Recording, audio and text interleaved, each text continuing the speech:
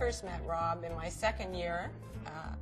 I transferred into U of T from Queens. Didn't know anyone at the school. And I drew Rob as my mood partner. And people said to me, "Oh my God, this is going to be terrible for you, Debbie." And I said, "Why?" And they said, "But you've drawn Rob Prichard." And I said, "Who the hell's Rob Prichard?" He had a high-pitched giggle. That's about all I knew about Rob. He was a smart guy, but we all were worried he might be a bit of a dilettante. Turned out that wasn't the case. As a student, he was already kind of larger than life, and that was an impression that is endured. Rob is very good at persuading people how good he is. That's something Rob does well. So in Jack Batten's book that he wrote about us, and I'm sure everybody's read it, most of us, he profiled various members of the class. Most of us got 3 or 4 or 5 pages. Rob got a whole chapter.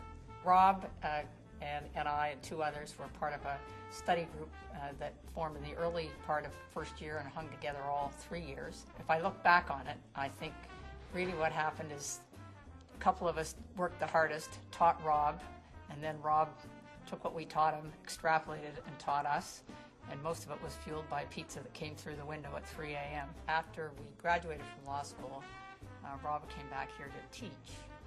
And I ran into him shopping at Christmas time in the first year of his teaching. And he said, "Jeannie, I'm reading all these cases.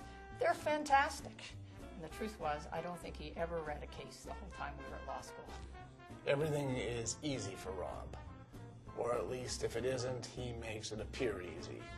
Somehow, when the rest of us are so obvious in the way we prepare for everything, he just gets it. Rob's got the ability, even though he's so incredibly successful, of always making the other person feel they're more successful. My first experience was when he was president, and I was a new professor, and he met me and said, "I've heard of you and you're a superstar."